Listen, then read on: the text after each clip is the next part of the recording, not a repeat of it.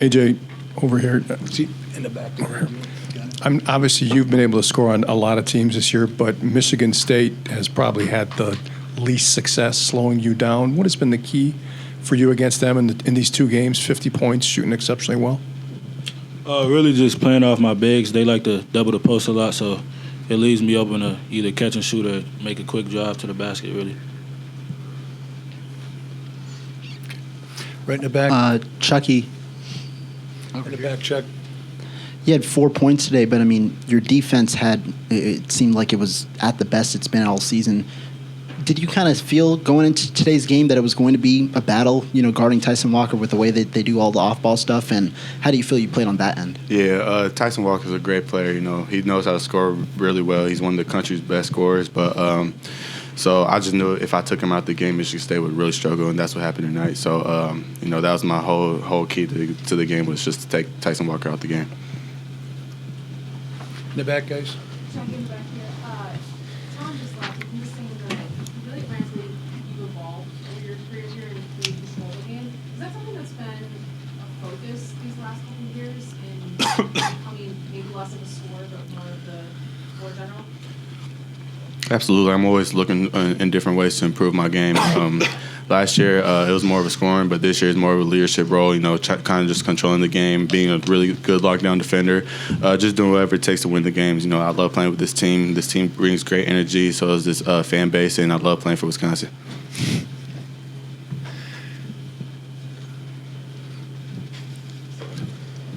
Let's go, Nick. Where's the other mic? Oh, in the back. Go ahead, then Nick. AJ, Coach Izzo just said in the back here. On the stage. Coach Izzo just said that, talked a little bit about your game tonight and said that you were one of the better players that he's seen come through Wisconsin. I mean, what does that mean coming from a coach of his stature that has the kind of legacy that he has?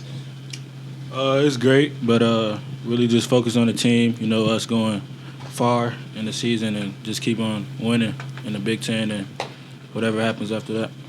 Perfect. Nick, and then Ben, and then Jeff, and then Michael, and then Jim. Yeah,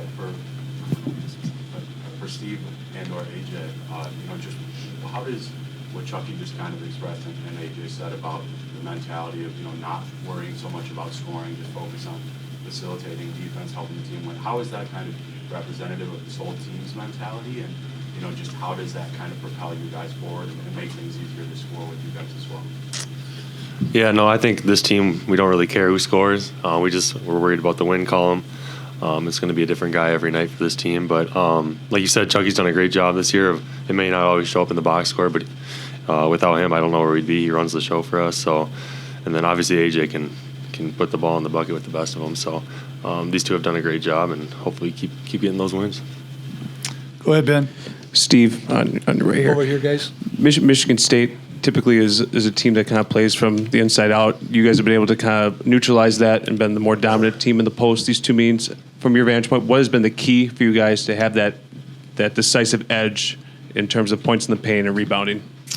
I think the coaching staff does a great job of kind of just being honest about getting the ball inside, and that's not just this game, that's with any game. And then I think our guards do a great job of getting the ball inside too, and then not only just standing around but moving when we do get inside. And me and Tyler, when we get in there, we'll either score or one of those guards will make a good play out of the post. So I think it's a combination of the guards and the coaching staff for sure. Jeff, go ahead. Chucky, what do you think the bench gave you guys tonight? And as they continue to contribute this year, anything they do, whether it's Nolan, whether it's Connor, whether it's Blackwell, anything they do surprise you? Nah, we see it every day in practice. That's what I love about this team. This team has so much depth coming off the bench, and everybody who is ready to play, checks in. Isaac Lindsey comes in, just does his role really well. Marcus Elbert comes in, does his role really well. So anybody who steps on the floor, they're ready to battle and they're ready to compete, and that's what I love about this team. Nobody's soft on this team. Nobody has a soft mind, and nobody's selfish on this team. We all want to compete. We all want to win. We all have the same goal, which is the national championships and the Big Ten championship. So, we're going to continue to work for that. Continue to get better. We still got a lot of improvement to do, but it's a good win tonight, and we'll move on to the next one. Michael? AJ, you've taken that deep three like a couple steps behind the arc and hasn't quite fallen, I guess, this year. How does that open up your offense when that falls and you kind of see that go through? It really just, opens me up more. Defenders have to press up on me a little more if I'm hitting them, and that gives me more space to go downhill. So I think that's it. Jim. Chucky, did you think this team could be this good this season? Be honest, I guess. And if so, what gave you that belief? Yeah, I knew this team was going to be really good. I see it from the first practice we had in the summer, the depth from this team, even just playing in an open gym, I could just see how good this team is going to be. So, everybody was getting disappointed that we started off 1-2. I knew we were going to be able to turn it around. It started with me. My leadership was poor in the beginning of the season, the way we started. So once I turned that around, I knew we were going to get things going. And, once we got things going, we never looked back. So, I'm very proud of this team, how far we come. And we still have, like I said, we still have plenty of room to grow. Obviously, a lot of good things that I saw tonight. Really proud of our guys of how they, that's as close to a complete 40 minutes as we've had in a while. I thought individually Chucky, Max, and John were really good on Tyson Walker, who's a terrific player. That Tyler and Gilmore did a good job on Malik Hall. And then obviously offensively, we shared the ball, we moved it. Excuse me. To have only 6 turnovers, and obviously AJ was the basket looked like the ocean to him. So, but all in all, really, a good team win, and proud of how they competed from start to finish. Questions? Jeff on the back. Greg, I don't know if you said anything at halftime, but the other night against Minnesota, they came out, started the second half, and really jumped on you guys. That did not happen tonight, and you guys extendedly. Did you have any discussions like that at halftime to remind them? There always is. I mean, it's every halftime we talk about the first 5 minutes, and making sure we're coming out, and it doesn't take us a while to warm up. It was obviously a big offensive night for AJ Storr, but how important was that he did it? How important was that he did it with efficiency? The past couple games, I think he was shooting under 40% from the field. I thought he took better shots tonight. Got to the free throw line early, which always is a key to help you get in rhythm. And start feeling good about the ball coming off your hands and going in and stuff. And he was aggressive, attacked when he needed to. I thought our guys found him in some good spots too, and he obviously made plays, and he's figuring things out. I mean, his teammates are doing a really good job of correcting him when things go a little awry, and continue to support him and make sure he doesn't lose his aggressiveness when we have to make some corrections. Go ahead in the back. Coach, defensively or offensively for Michigan State, they only shot 41% inside the arc. How much of an emphasis was that, and what did you kind of see from your defense in how they were able to limit Michigan State inside the paint? Yeah, I mean, they put pressure on you, and they've gotten better at, just looking at from when we played them in December. They've been getting a lot of stuff at the rim. So we're just trying to keep, like any team, you're trying to keep them out of your paint. Keep the ball out of the paint off dribble drives, be better in ball screens. That we were better in the second half. First half, we got caught low a couple times, got caught going under way too low, and allowed the ball to get downhill. And then the big is playing 2-on-1 with the roller. So, I thought we were better, defensively. And they have shot the three better. 6 for 14, but I thought they had to work for the most part. Had to work. We won in transition in the first half. So I think all in all, I'm sure I'll find things on film, but we made them work for shots. Nick, up front. Hey, Greg, Chucky just told us a couple minutes ago, his focus tonight was really just taking Tyson Walker out of the game, doing whatever needed to win. How has that been so representative of his mindset this season, and how does that reflect kind of the whole team as well? Yeah, I think, he defensively, obviously, we've seen that before, how impactful he can be. He really, and Tyson's so quick, and they have him in ball screens, coming off ball screens, so you have to really Stay alert. Can't fall asleep with him. And I thought, when he got a little tired, Max did a good job on him too, and John even had him there in the second half for a little bit. So, Chucky's, as I've said before, the consummate team player, and he's a winner. And he just wants to make sure. I was happy to see the last shot go in of his because he deserved that just from how he's been playing, and I know the scoring is down, but the winning is up. So that's a good trade-off. Michael. Even though the shooting numbers had been down a little bit for AJ, he still was able to make plays the last couple games and obviously score. Is that a different element that this team has, that type of player that last year's team didn't have? Yeah, I think, it's that, plus it's the experience of the guys that came back, plus it's the other newcomers, specifically John and Nolan that have come in. And, it was deeper, and I've said that many times, it was deeper and have more weapons. We can roll guys in and out and not have a big drop-off. So, but obviously you have the dynamic ability of AJ, and John has a little bit of that too, in terms of just being able to attack and make plays, and he's taking advantage of those opportunities. Donnie, then Jim. I'm curious about Nolan Winter. Earlier, before the season, you said that freshmen tend to ride the roller coaster in terms of their consistency, and that's been true of him as well. But what can you say about the way he's matured and progressed throughout the season, and how different he is today than when you first saw him? He's figuring it out on the defensive end. He's still got work to do in ball screen coverage at times, and I think his ability on offensive end. He shoots it well. He passes it well. He's got a great feel for the game. Defensively, still learning, and he's going to get bigger and stronger as time goes on. But the what I've noticed all along, or knew right away with him, was how he competes. He'll battle for rebounds. He'll rip things away.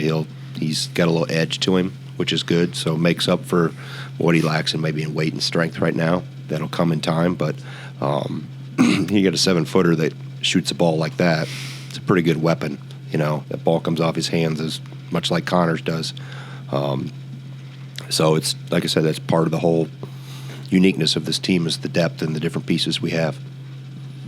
Jim.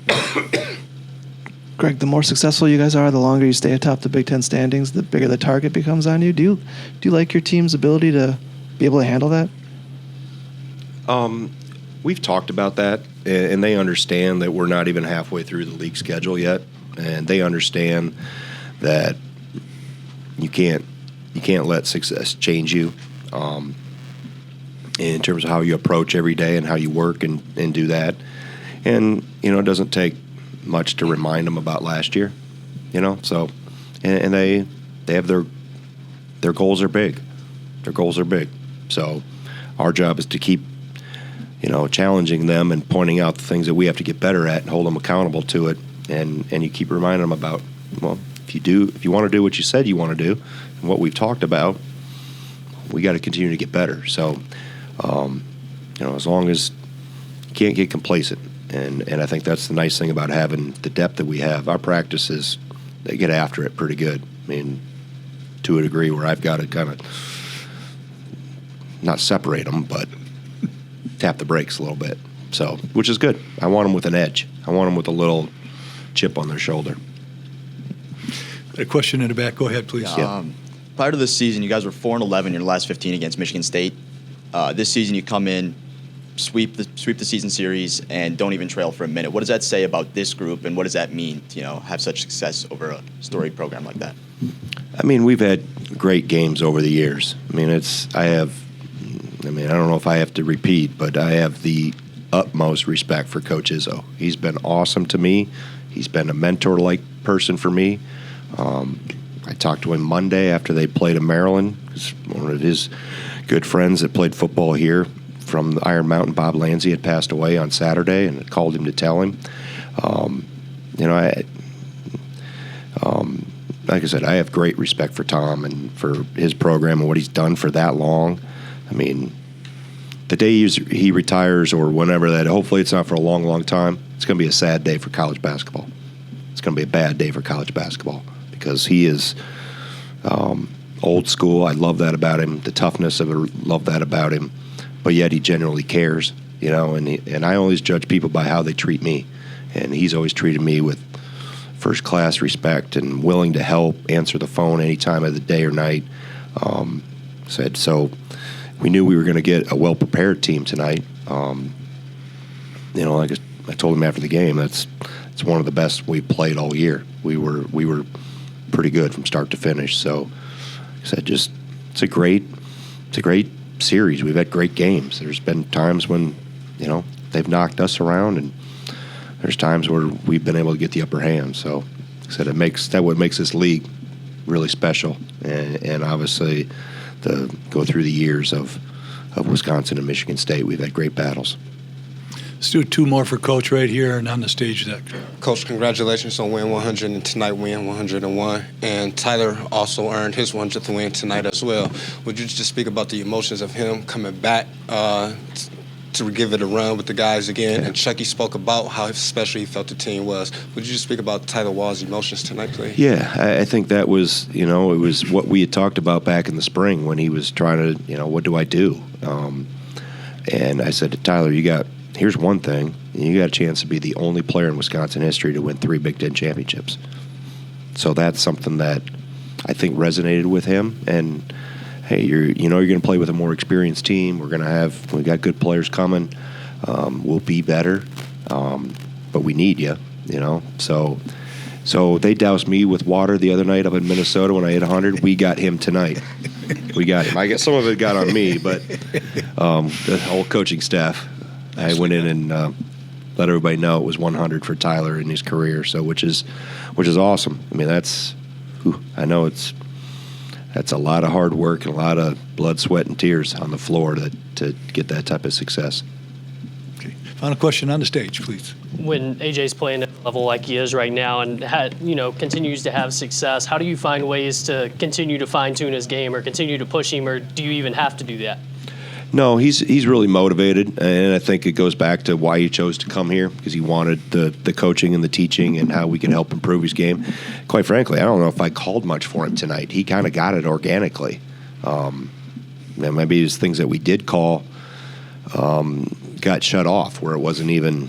But so he just finds ways, and I think that's the unique part about this group. They share the ball, they move it. We don't get, for the most part, we didn't get stagnant. Offensively, we kept moving, and you become, and then he picked his spots, and he knows where the basket is. But I don't have to worry about that. I have to worry about take care of all these other little things that we help him get better with. But finding the basket is not a weakness of his.